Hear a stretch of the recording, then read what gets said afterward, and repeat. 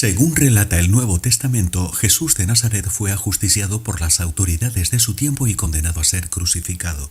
El Evangelio según San Juan indica explícitamente que, tras su muerte, José de Arimatea, uno de los discípulos clandestinos de Jesús, pidió autorización a Pilato para retirar el cadáver. Dado que el cuerpo manaba sangre por la nariz y por la boca, colocaron alrededor de su cabeza un sudario que quedó profusamente manchado. Según la tradición, ese sudario es el que se conserva en Oviedo desde tiempo inmemorial. Se trata de una tela muy arrugada, agujereada y recosida que presenta unas huellas que merecen ser estudiadas. Para su análisis, los investigadores aplican la terminología que aparece en pantalla, haciendo una distinción entre el anverso y el reverso de la tela. Se observa con claridad un eje de simetría en la configuración de las manchas, ya que el sudario fue doblado por la mitad cuando la sangre todavía tenía la propiedad de empapar el tejido. Todas las manchas han sido convenientemente cartografiadas para poder comprender su configuración.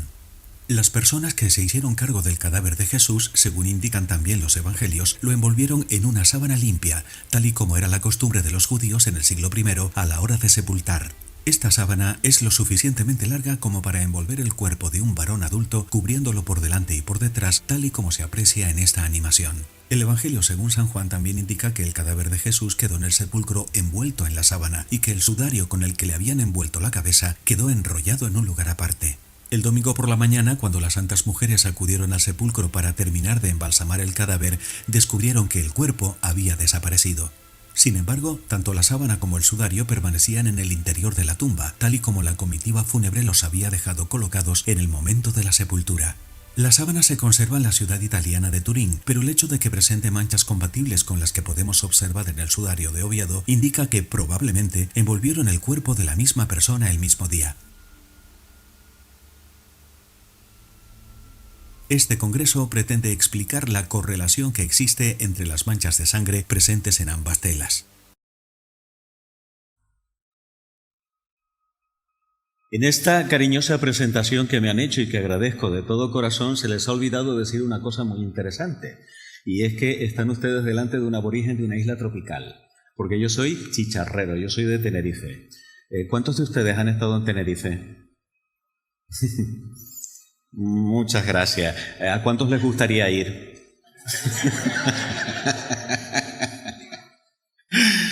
Bueno, quiero que me digan, y por favor, los chicos del control, si me bajan un poquito la luz, se lo agradezco, para poder sobrevivir a este foco. Y dejen encendido también, porque necesito interactuar un momentito con el público. Quiero que me digan, si tienen la bondad, rasgos de cómo sería el ser humano ideal.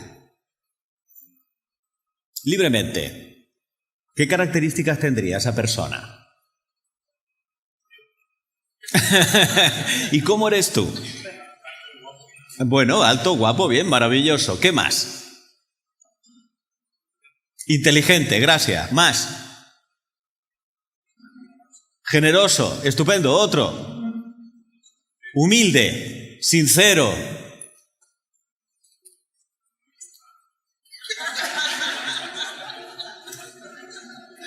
Pues fíjense cómo la telepatía me ahorra de saliva muchísimo, porque a lo largo de las veces en las que he dado esta conferencia, estas son las cosas que me han dicho, más o menos lo que ustedes han indicado también, por una razón muy sencilla, y es que a todos nos gustaría ser así. O también yo me planteo lo siguiente: ¿qué harías si te encontraras con una persona así? Yo te voy a decir lo que haría yo.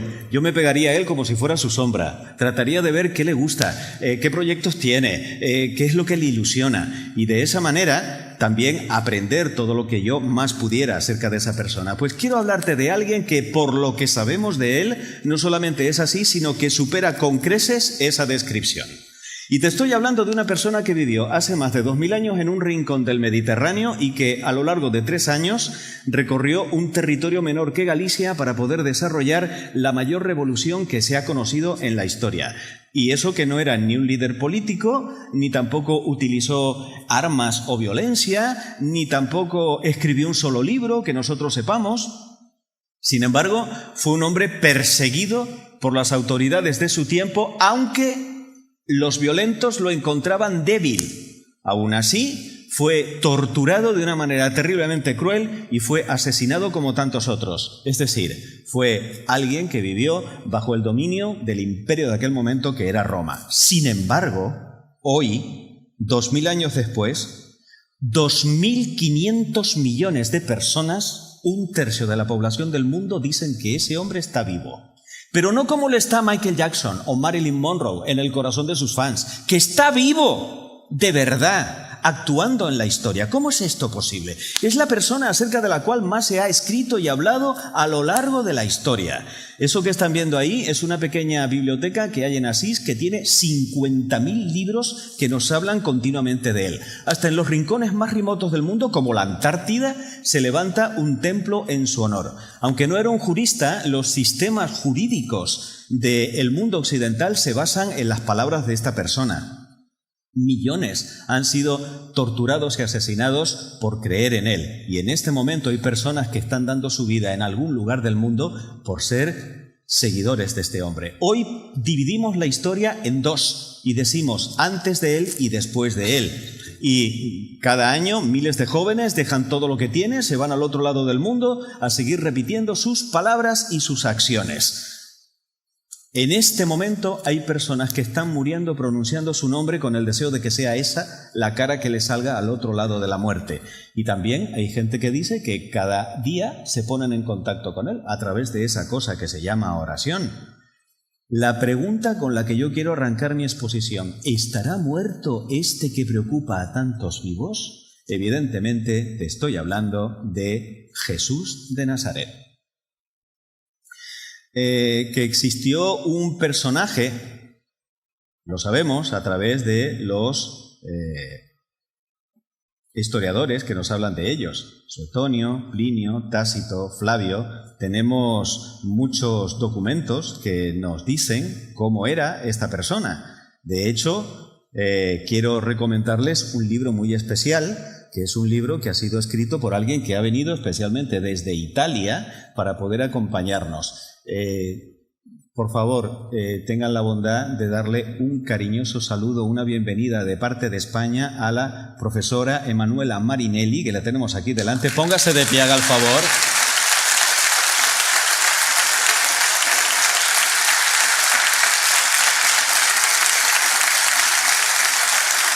Es probablemente no, es la divulgadora más importante de todo el tema sintónico que tenemos en Italia. Y este libro yo se los recomiendo porque ahí todos aquellos que tengan dificultades para admitir que los evangelios son evangelios y son textos que nos hablan realmente de lo que nos están queriendo decir este relato, en ese libro escrito por ella, se llama Luz del Sepulcro. Pueden encontrar todos los datos arqueológicos, lingüísticos y escriturísticos que van a avalar estos documentos.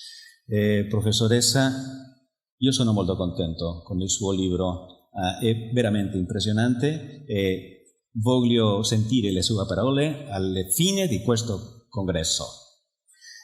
Ya que estamos, tenemos también aquí a otro miembro eminente del equipo de investigación, el doctor Felipe Montero, que es el químico que ha estudiado el sudario de Oviedo. Por favor, otro fuerte aplauso para él, tengan la bondad.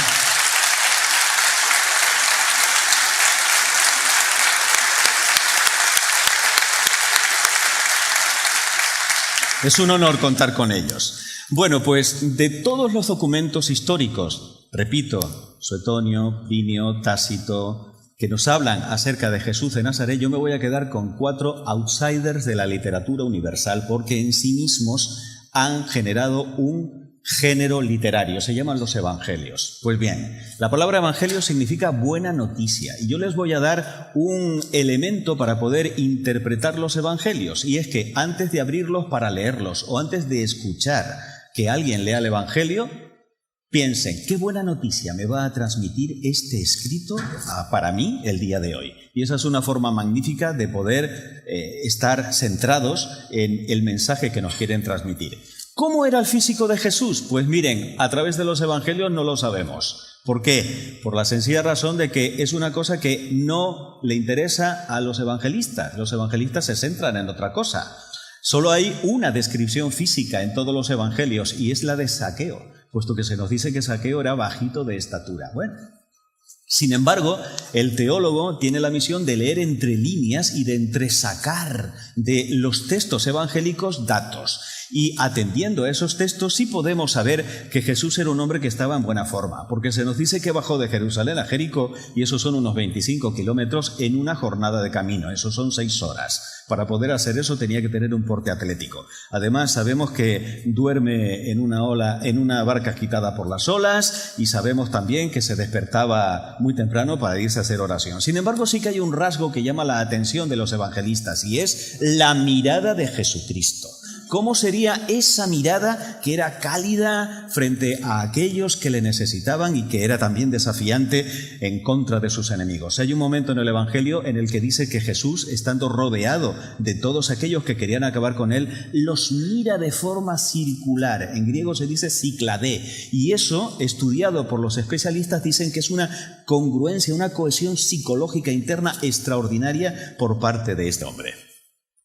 Jesús es una persona que llama la atención también por su personalidad, porque en cualquier momento que abramos el Evangelio nos vamos a encontrar con que está de parte de los que no tienen voz y que de manera particular tiene un trato muy bonito con los niños que en aquella sociedad, hasta que no cumplían los 13 años y llevaban el rito de la bar mitzvá, prácticamente no tenían derechos ninguno, y con las mujeres, que tenían menos derechos que los niños.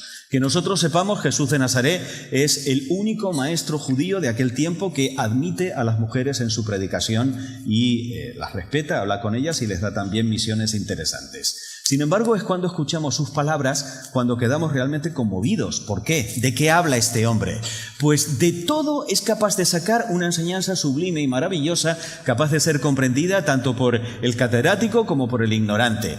Las redes de los pescadores, una perla preciosa, las nubes del cielo, los lirios del campo, los juegos de los niños. De todo es capaz de sacar esa enseñanza. Y las multitudes le siguen con tal de escucharle. Es un hombre libre y liberador. Y yo me pregunto, ¿qué es lo que nos atenaza, lo que nos atrapa en la actualidad? Pues nos atrapa la fama. A él la fama no le interesaba para nada. Cuando lleva a cabo alguna curación, lo primero que le dice al beneficiario de ese milagro es: calladito, no se lo digas a nadie. Nos atrapa el dinero. Él dice: yo no tengo ni dónde reclinar la cabeza esta noche. No tiene dinero. Nos atrapa el poder, ya vimos que él no quiso ser líder político. Nos atrapa la familia. Hay un momento en el Evangelio en el que sus familiares van a buscarlo porque piensan que tienen que hablar con él, ya que está generando un escándalo. En ese momento también iba María. Yo estoy convencido, según dice el Evangelio, de que María fue para evitar pues que hicieran pasar a Jesús un mal rato. Y sin embargo, él dice que familia es aquellos que cumplen la voluntad de Dios, con lo cual nos incluye también a nosotros. Los amigos tampoco le atrapan. Nadie quería a Pedro más que Jesús, y sin embargo cuando Pedro, que no entendía nada, pobrecito, quiere apartarlo de su misión, Jesús también lo reprende. El miedo tampoco hace mella en él, de tal forma que frente a su enemigo en aquel momento, Herodes, por ejemplo, él no tiene miedo tampoco de enfrentarse incluso en público. Bueno, pues si es un hombre tan valiente, ¿qué es lo que dice? ¿Cuál es el centro de su mensaje? No he venido a hacer mi voluntad, sino la de aquel que me ha enviado. Y el gran proyecto de Jesucristo tiene nombre. Se llama establecer el reino de Dios en el mundo. O de manera más precisa, establecer el reinado de Dios en el mundo. Tal y como un judío de aquel momento era capaz de entenderlo, pero superando con creces todos los conceptos que en aquel momento estaban en boga. Este mundo se basa en 3 cosas, que son las que están ahí: el poder, el tener y el placer. Y esto de establecer el reinado de Dios es darle la vuelta a la tortilla. Y frente al poder, el servir. Frente al tener, el compartir. Y frente al placer, el deber cumplido, que es un placer maravilloso que nadie nos puede quitar cuando lo llevamos a cabo. Por lo tanto, él dice algo revolucionario: convertíos y creed que ya está entre vosotros. Es decir, tenemos ese reino en potencia dentro de nuestro corazón. Sigamos avanzando en el conocimiento de este hombre extraordinario, porque resulta que cuando le oímos hablar a sí mismo es cuando de verdad quedamos estupefactos, porque con sus palabras lo que nos está diciendo es que es Dios hecho hombre. Y para que vean que no me lo invento, aquí tienen algunos ejemplos. El Padre del cielo y yo somos una misma cosa. El que me ha visto a mí ha visto al Padre. mi Padre y vuestro Padre, se atribuye una relación única con el Padre del cielo y emplea una palabra que utilizaban los niños chiquititos, Abba, para referirse al Padre, que la traducción más correcta, no se escandalicen, es papuchi. Es una cosa muy cariñosa y esto causó un escándalo en aquel momento. ¿Por qué? Pues porque al Dios del cielo prácticamente no se le podía nombrar y de hecho había que decir el Todopoderoso, el Altísimo, y que alguien hablara de esa manera de aquel Dios tan lejano era algo que llamaba la atención. Fíjense qué cosa tan interesante. El mayor legislador de la historia de Israel había sido Moisés, que era el que había pactado la alianza del Sinaí. Y sin embargo, Jesús le enmienda la plana a Moisés, lo que de manera implícita está dando a entender que Él es Dios, puesto que en esa alianza pactada por Dios y el pueblo de Israel, si alguna de las dos partes cambia la alianza y no era el pueblo de Israel, el otro tenía que ser Dios. Esto lo entendieron perfectamente los judíos, sus enemigos, cuando dice, tú con tus palabras te haces Dios siendo un hombre. Además dice, antes de que Abraham existiese, Abraham había vivido 1750 años antes, yo soy. Es decir, habla de una preexistencia. Tus pecados te son perdonados. ¿Quién es este que es capaz de perdonar los pecados? Yo os juzgaré el último día. Cuando lo observamos desde un punto de vista lo más objetivo posible, es que tiene que haber llamado la atención en aquel momento. Nadie va al Padre si no es por mí. Y lo más fuerte, yo soy el camino, la verdad y la vida. Dicho de otra manera, o se es santo en Cristo o no se es santo de ninguna manera. Pues imagínense que ahora aquí en medio de la plaza de Abarán hay un tío que dice que es Dios. Pues tenemos solo 3 posibilidades, es lo que se llama el trilema de Cristo. O está loco, o está mintiendo, o dice la verdad. Vamos a plantear estas 3 hipótesis, a ver qué pasa. ¿Está loco? Miren, este hombre es increíblemente inteligente. Continuamente a lo largo del Evangelio le están poniendo trampas subrepticias para poder atraparlo. Por ejemplo, ¿tenemos que pagar el tributo a Roma? Si dice que sí, es que va en contra del pueblo de Israel. Si dice que no, es que va en contra de Roma. Ya está, ya lo podemos atrapar. Respuesta de Cristo, enseñadme la moneda. ¿De quién es esta imagen? Del César. Pues dadle al César lo que es del César y a Dios lo que es de Dios. ¡Genial! Una respuesta genial. Otra, maravillosa. Resulta que encuentran con que hay una mujer que ha sido atrapada en flagrante adulterio. ¿La matamos? Si dice que la matamos, ¿dónde queda su misericordia? Y si dice que no la matamos, va en contra de la ley de Moisés. Pues con 12 palabras, amigos y amigas, el discurso más corto de la historia y más contundente, porque con 12 palabras le salvó la vida a la chica. El que esté libre de pecado, que le tire la primera piedra. Y la chica sobrevivió. Maravilloso. ¿Está mintiendo? Bueno, es difícil pensar que un hombre que es el epítome de lo que es la cumbre moral de la humanidad esté mintiendo. Alguien que se comporta de la manera en la que lo hace con aquellos que más lo necesitan. Este hombre tampoco está mintiendo. Ni está loco ni está mintiendo. Pues nos queda que dice la verdad. Y claro, con toda propiedad podemos preguntar, ¿lo demostró? Y aquí es en donde viene el hecho de que yo voy a plantear 3 posibilidades de demostración de que lo que dice este hombre es verdad. Primero, los milagros. Esto de los milagros hoy en día tiene muy mala prensa. Cuando el propio Jesús atribuye un elemento demostrativo a los hechos que él lleva a cabo de manera extraordinaria. Si no me creéis a mí, creed a mis obras. Los ciegos ven, los sordos oyen, los muertos resucitan. Si esto no se hubiera dado entre ellos, primero no lo hubieran creído y segundo le hubieran dicho, ¿pero de qué estás hablando? ¿Qué muertos, qué ciegos? Precisamente se lo tomaron muy en serio porque veían que aquellas cosas estaban cumpliéndose. De hecho, por ejemplo, el Talmud de Babilonia dice que ese tal Cristo los embaucaba con sus hechicerías, con lo cual de manera implícita está reconociendo que era capaz de hacer cosas extraordinarias. Si ustedes se van al Evangelio de San Juan, no van a encontrar la palabra milagro. Lo que van a encontrar es la palabra signo. ¿Por qué? Porque siempre son signos. ¿De qué? Del amor que tiene Jesús por aquellos que más sufren. Nunca verán a Jesucristo emplear un milagro en su propio beneficio.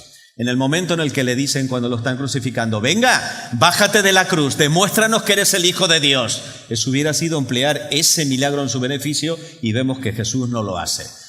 La enfermedad está vencida con este hombre. Es como si de repente le proporcionara al enfermo una hipervitalidad que regenerara sus tejidos. De la misma forma que también es capaz de dominar la naturaleza, anda sobre el mar, detiene una tormenta. La naturaleza jamás obedecerá una orden humana. Cambia el agua en vino. Y también se dicen resurrecciones en el Nuevo Testamento, el hijo de la viuda de Jairo, de la viuda de Naín, la niña de Jairo, el de Lázaro, que es el más contundente, el más evidente. Sin embargo, tendrían que ser más bien reanimaciones, porque volvieron a la vida nuestra, a la vida cotidiana, y al cabo de un tiempo volvieron a morirse. La resurrección de Cristo es otra cosa. Segunda hipótesis de demostración, las profecías. Esta particularmente fueron las que a mí me tocaron al corazón y me llevaron a creer en Jesucristo. Es un testimonio personal que les estoy dando. Vuelvo otra vez a lo que es la objetividad de lo que estamos viendo. Centenares o incluso miles de años antes de que se viniera al mundo, este hombre ya tenían muchísimos datos los judíos acerca de él. Es más, los profetas no son adivinos, no se confundan. Los profetas son personas que hablaban en nombre de Dios para animar al pueblo de Israel cuando pasaban por malos momentos o para reprenderlos cuando se apartaban de la alianza. Vamos a ver algunos ejemplos. Jacob, 1800 años antes de que naciera este hombre, dice: el Mesías será de la tribu de Judá y despertará la expectación de la gente. Se cumple en Jesús. El profeta David, en el año 950 a.C., les invito a que relean el Salmo 21, porque es como si David estuviera viendo casi 1000 años antes cómo fue una crucifixión. Se pueden contar mis huesos, me traspasan, tengo la boca seca. Léanlo, no me crean, léanlo y deduzcan por ustedes mismos si esta profecía se cumple o no. El príncipe de los profetas, Isaías, 720 años antes, dice: su madre será virgen, curará a ciegos y a paralíticos, padecerá tormentos, los crucificarán. ¿Cómo podía saberlo si Dios no lo estaba inspirando? Miqueas, 700 años antes, nacerá en Belén. Fíjense qué datos tan precisos, y eran conocidos por los judíos del tiempo de Jesús. Baruc, año 600, Dios nos hablará cara a cara. Zacarías, medio milenio antes, en Jerusalén entrará montado en un burrito y lo venderán con 30 monedas. Y Daniel lleva a cabo lo que se llama la profecía de las 70 semanas. 70 semanas de años, 7 por 7, 49. Se sabía incluso no solo dónde iban a ser, sino más o menos cuándo nacería. Por eso dice el Evangelio que toda Jerusalén estaba expectante. Pero si las profecías no son lo suficientemente interesantes como para apuntar a esta persona en concreto y no a otra, vamos a quedarnos con la más potente de ellas, que es la resurrección.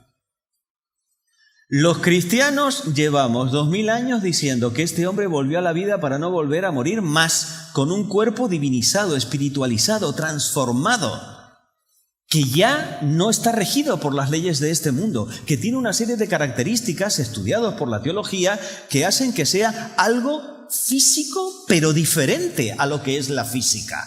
Pues bien, vamos a plantearnos si realmente pudo haber resucitado, como hipótesis, porque no quiero abandonar lo que es el marco científico de este congreso.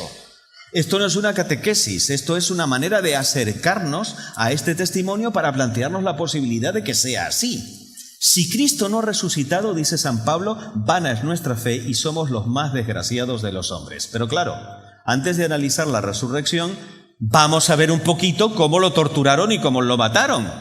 Porque supongo que todos ustedes habrán visto, o la mayor parte, la película de Mel Gibson. Pues la película de Mel Gibson es un pálido reflejo de la realidad. Primero, lo juzga el Sanedrín, que era el tribunal del Israel teocrático de entonces, 73 ancianos. Tú te haces Dios, por lo tanto estás blasfemando, mereces morir. Pero como estaban bajo el dominio de Roma, no podían mandar a matar a un hermano suyo. Se lo llevan al quinto procurador romano en la Judea, Poncio Pilato, al cual le importaba un pepino que éste dijera que era Dios, porque él tenía muchos dioses, que más daba uno más. Lo que sí le tocaba era que dijera que era rey, porque entonces iba en contra del César. Hemos oído a este diciendo que tiene un reino. Mi reino no es de este mundo, había dicho Jesús. Y en el Evangelio hay una frase de Pilato que a mí siempre me ha puesto los pelos de punta, ¿eh? No encuentro culpa alguna en este justo, punto y seguido, lo castigaré. Es decir, lo declara inocente, pero lo manda a castigar. Es una estratagema para tratar de salvarle la vida, porque Pilato piensa, vamos a golpearlo un poquito y que la gente vea sangre, a ver si se calman y dejan vivir a este pobre hombre.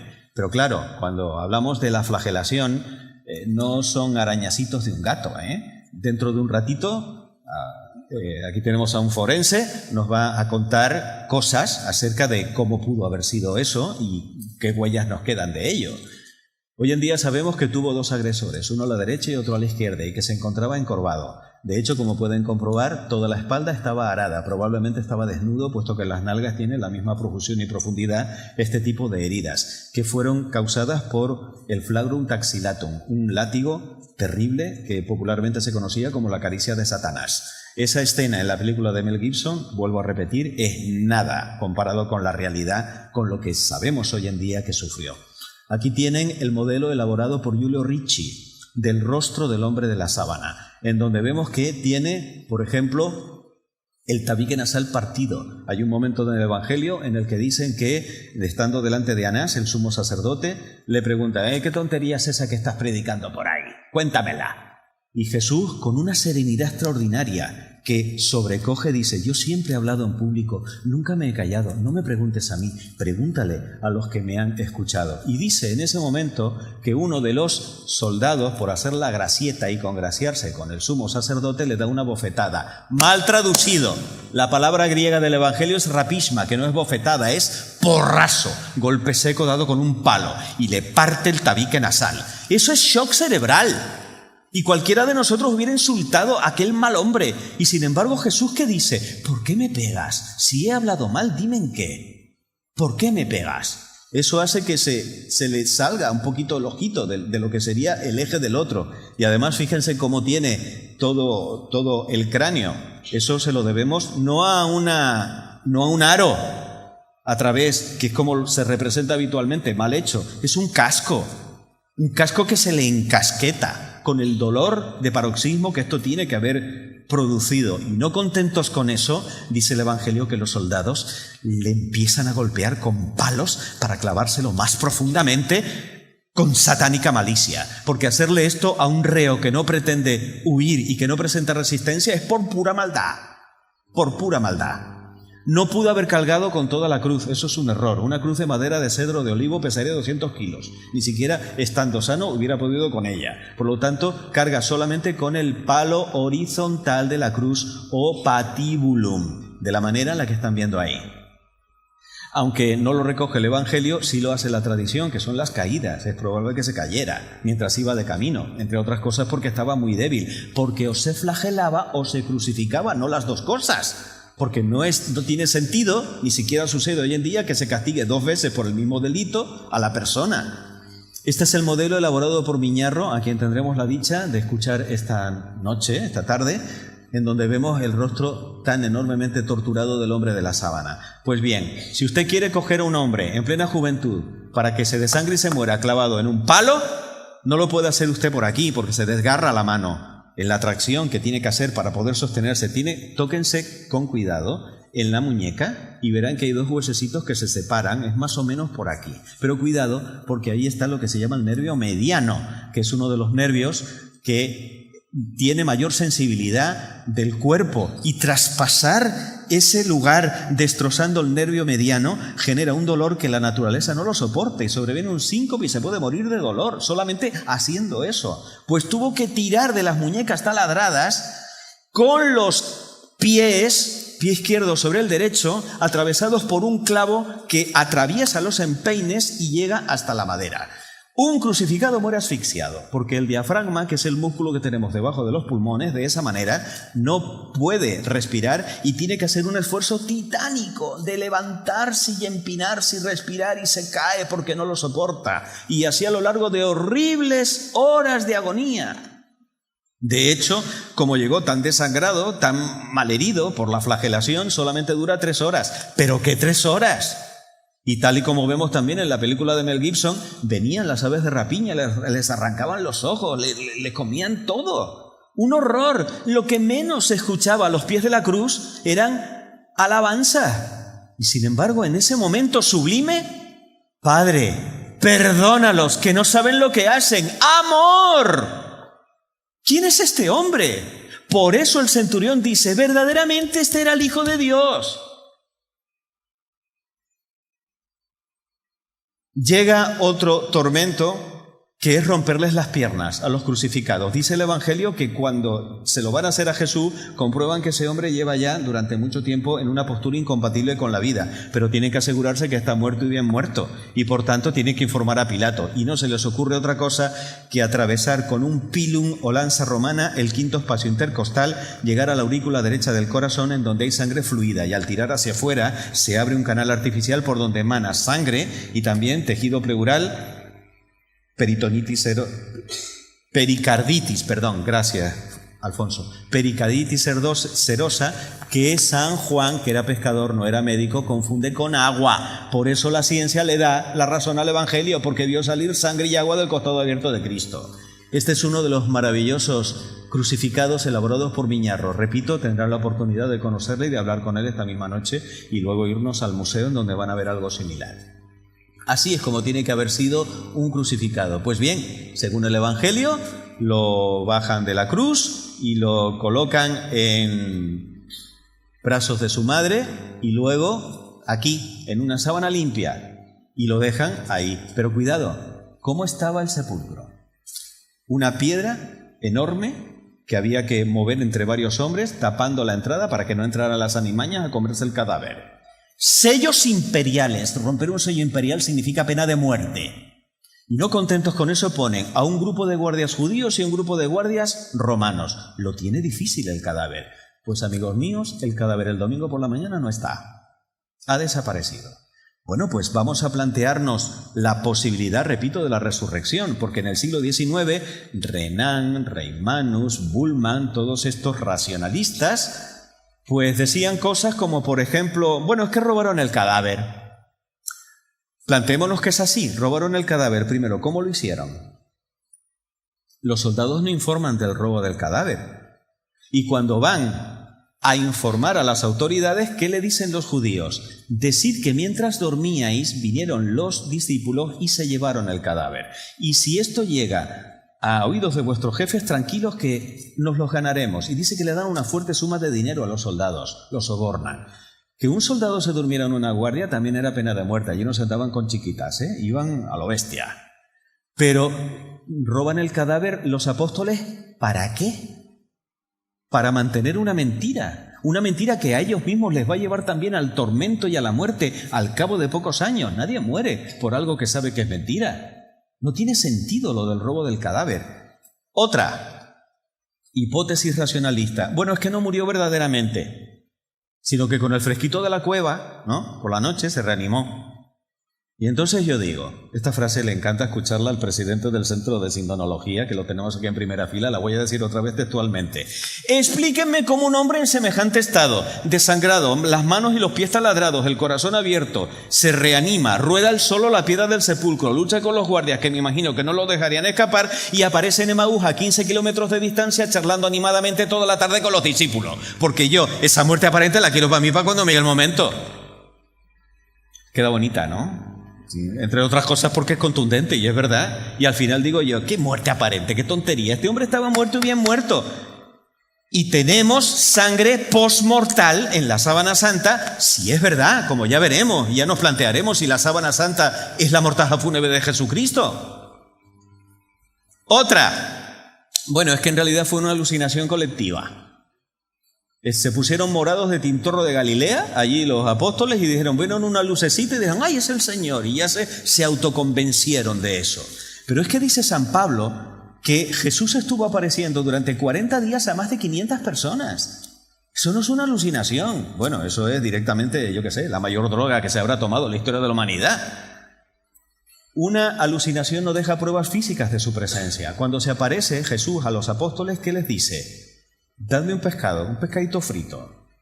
Se lo come y deja las raspas. ¡Qué alucinación tan rara! Y mi favorita, el terremoto traga cadáveres. Esto también se ha dicho, porque con tal de no creer en la resurrección de Cristo, hay gente capaz de creer cualquier cosa. ¿Y qué dice esta hipótesis para desacreditar la resurrección? Pues mira, es que resulta, dice el Evangelio, que se produjo un terremoto. Pues qué fácil, se abrió una grieta y el cadáver se cayó por allí para abajo. Y cuando entraron ya no estaba, no lo vieron.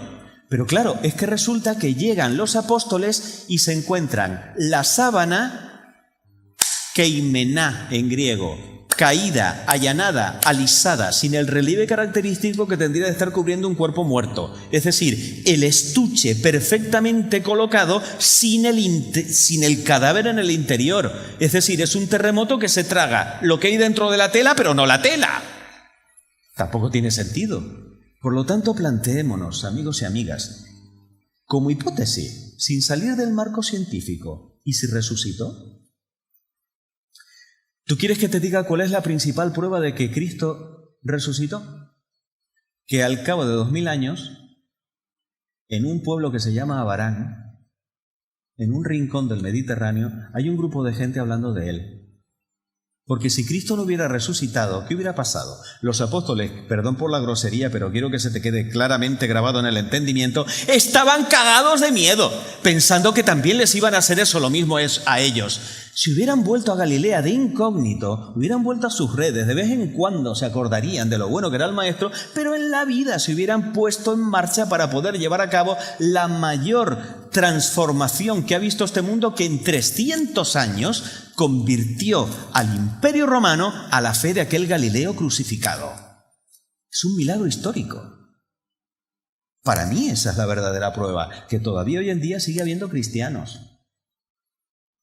¿Y qué dice Jesús? Pues dice que pasarán el cielo y la tierra, pero mis palabras no pasarán. Mira que ha habido imperios que han tratado de acabar con Cristo, y aquí sigue Cristo, a pesar de todo. Yo estaré con vosotros hasta la consumación de los siglos. Y ahora voy a escuchar a los cristianos, a ver dónde creen que está. Si es verdad que está vivo, ¿dónde está? Bueno, pues, según los cristianos lo podemos encontrar en los hermanos que me rodean. Donde haya dos o más reunidos, allí estoy yo, en medio de ellos, aunque no me vean. También me lo puedo encontrar en su iglesia. Cuando San Pablo va camino de Damasco para atrapar y maltratar a los cristianos, ¡pum!, se le aparece Jesús resucitado. ¿Y qué le dice? Saulo, ¿por qué me persigues? Ese me es muy importante, porque lo que me está diciendo es que perseguir a los seguidores, a la iglesia, es perseguirle a él. Otro, ¿dónde más lo puedo encontrar? Pues mira, lo puedo encontrar en los sacramentos. Tomad y comed, esto es mi carne. Tomad y bebed, esto es mi sangre. Y también lo puedo encontrar, ¿cómo no? Lo puedo encontrar en la oración. Y la oración no es hacer cosas raras, es entrar en la intimidad de tu corazón y hablarle con tranquilidad y con serenidad. Y también cuando pases por momentos difíciles. Yo las grandes conversiones las he encontrado después de momentos traumáticos. Es interesante esto, ¿eh? Y sobre todo cuando uno pasa momentos terribles, es cuando realmente ahí se ve la fe. Y ahora me voy a salir del marco científico por un momento, con permiso de mis compañeros, y voy a dar mi testimonio. Yo en el año 2006 tuve un infarto cerebral, que gracias a Dios, como ven, tonto del todo no me dejó. Y aquí donde me ven tengo 60 años, pero me he hecho una crema maravillosa y no se nota. Pues en ese momento yo hice mi reflexión y yo dije, Dios mío, yo he tenido una vida tan bonita, he tenido una vida tan maravillosa, he sido tan feliz y he hecho feliz a tantas personas, que es aquí en donde se demuestra la fe. Y yo no tenía miedo a morirme, se los digo de verdad. Lo que me dio fuerza para salir de eso era no dar el disgusto a mis padres. Porque nadie debería ver morir a un hijo. Yo creo que eso es lo peor que puede pasarle a una persona. Y si alguno ha vivido esa experiencia, me dará la razón. Yo estoy preparado para ver morir a mis padres, pero ellos para verme morir a mí no. ¿Y dónde más le puedo encontrar? Pues también le puedo encontrar si tú eres esa ovejita negra y piensas que puedes hacer mejor las cosas. Jamás Jesús va a rechazar a nadie que venga con un deseo de cambiar. Esto es importante tenerlo en cuenta. En Jesús siempre hay esperanza. Jesús, ayer, hoy y siempre. No me miren a mí, miren la carita de esa niña, porque les voy a contar la historia con la que voy a poner la cerecita encima de la tarta de mi ponencia. Iba un grupo de empresarios que habían estado en un congreso, vamos a poner en Abarán, para que no tengan solamente congresos científicos. Y entonces llegaron al aeropuerto, al Altet, corriendo porque se les escapaba el avión. Tenían ahí los billetes y tal, habían quedado con sus esposas que llegarían a comer el viernes por la tarde. Y de repente, cuando llegan a la terminal, ¡pum!, chocan con un puesto de manzanas y las manzanas salieron volando por todos sitios. Y los chicos siguieron corriendo, todos menos uno, que al ver lo que había pasado le dice a un compañero: mira, sigue y ya yo cogeré el siguiente avión, avisa a mi mujer de que llegaré más tarde. Y cuando vuelve para atrás descubre que la dueña del puesto de manzana era una niña ciega. Entonces, ¿él qué hizo? Se agachó, la niña estaba allí tanteando, llorando, recogió las manzanas, las que se habían estropeado las puso en una canasta aparte, le secó las lágrimas a la niña, sacó un billete y le dijo: toma, cariño, siento haber arruinado tu día. ¿Estás bien? La niña asintió. Bueno, pues nada, ya me voy, le dijo el chico. Cuando se marchaba, la niña le dijo: Señor, ¿es usted Jesús? ¿Y a ti cuándo fue la última vez que te confundieron con Jesús? Muchísimas gracias.